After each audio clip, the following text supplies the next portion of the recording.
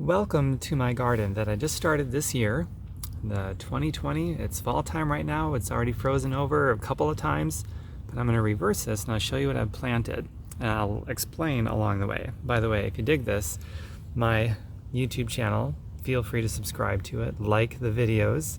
It really helps me out a lot with the YouTube algorithms and showing people more of my content. So without further ado, let's get to it. Okay, so I'll start with the best one first. So I kind of half-assed this one, just as an experiment. So let me show you what I mean by this, because there's a lot of takeaways. This is garlic greens. I put this down, I don't know, maybe about 3 weeks ago. And these greens, what I do, I never pull out the garlic bulbs ever. I just went to the produce department at the grocery store, got some organic garlic bulbs and put them in the ground here, just in one line. And I eat it just like that, just popped up my mouth. It's so good for you. You can put it in salads, sandwiches, eat it straight up, put it in smoothies. So flavorful, it's amazing. And so when you do it like this, it's like an infinite return. Well, it is an infinite return on your investment. I spent, I don't know, a couple bucks on the garlic, and it's going to keep coming back year after year. What I'm going to show you is nothing but perennials. That means I don't have to keep replanting them. I just went to the grocery store, got some things, put them in the ground. They're going to come back always, and the more that I snip these, usually with scissors, I just use my fingers just now, but they're going to keep coming back several times upon several times throughout the year. And in winter, obviously it's going to slow down or stop, and it'll start again in the spring. And then also, this is just one little strip. This garlic is eventually going to spread, and eventually I'll have to start pruning it back, otherwise it'll take up my whole backyard. But this is the beginning of it, so that's pretty awesome. Okay, moving right along. Now the other things that I did, I have no idea if they're going to take off or not. This comes the half-assed part. Actually, the garlic is half-assed too, because with garlic, the only thing I did was put him in the ground and gave him some water. The first time I did garlic like that, I literally chucked it over my like this, just as an experiment. Didn't even look back. I went back a couple weeks later and they're already shooting up sprouts. It was amazing. I didn't put dirt over them or water them or anything. So garlic is easy. Okay, so this here is sage. It looks like it's doing actually pretty good. Some of them are kind of wilted. Some of them are green and thriving. This, I just simply, this is a transplant. In fact, everything else I'm going to show you right now is a transplant. A friend of mine, he has all this stuff, and he's like, why don't you take some? So I got a spaded shovel, dug them up at the roots, and I did it kind of half-assed, honestly. I didn't go that deep. Like I said, I wanted to do kind of an experiment. This one looks like it's taken off. And keep in mind, we've had at least 2 freezes since I put this in the ground a few weeks ago.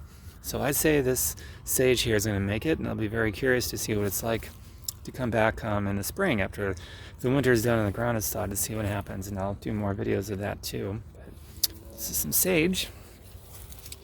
The next item is, I believe this is thyme, pretty sure. Yeah, that's thyme. Okay, so this is also a transplant. I just dug a little hole, put this in there. It's about half green, half slightly wilted, so I'd say that the roots have taken just like the sage has, which is pretty cool.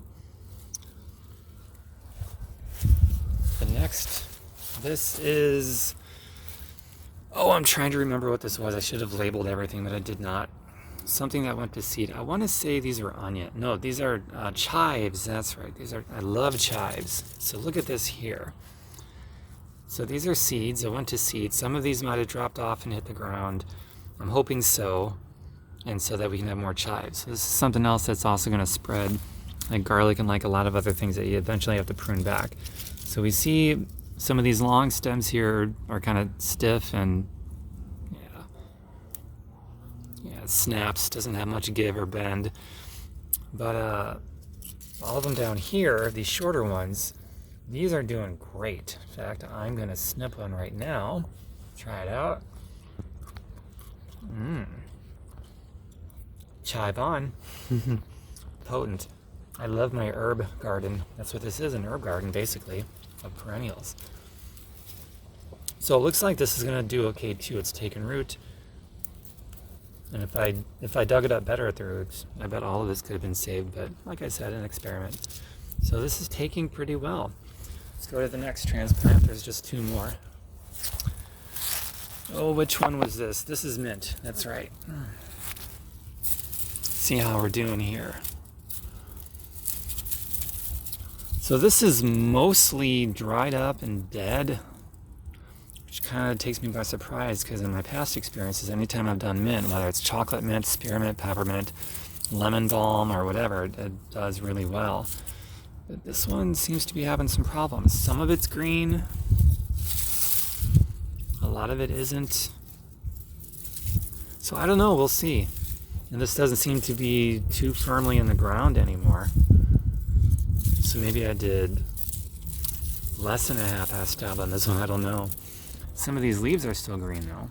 And for being 3 weeks old and a couple of frosts, I have to believe that they are getting some nutrients and some root has taken. So, this will be something we'll see by spring or summer, see how it does. And mint is another one. This mint really takes over. If it's going to take root and grow, this is definitely going to take over. I think this is chocolate mint. I don't even remember for sure what I pulled. Yeah, see the brown on there? That's not dirt. That's yeah, that is chocolate mint. Yummy. It's in my mouth. It's so good. I love chocolate mint. So let's hope that one takes off. If it doesn't, then I'll just get more and I'll do it right. And last, oh, what the heck is this? I don't even remember. Oh man, I should have labeled this stuff. Anyway, it's all brown. There's no green. It's firm,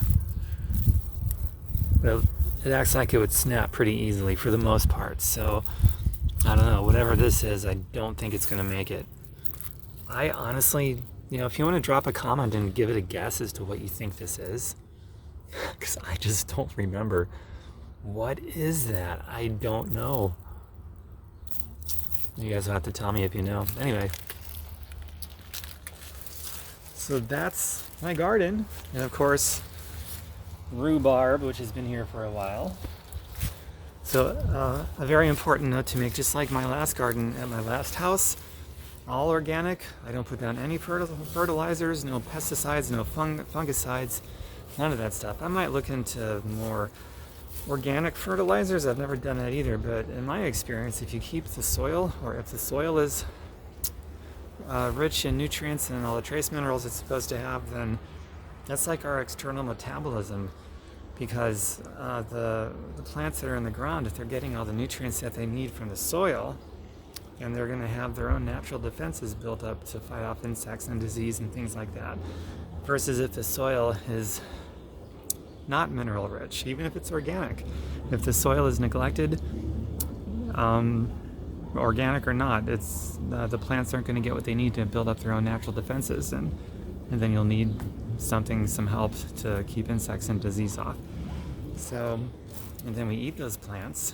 We want the plants to have strong immune systems, and that goes to our internal metabolism, or the soil is our external metabolism. So really the most important part of gardening is the soil.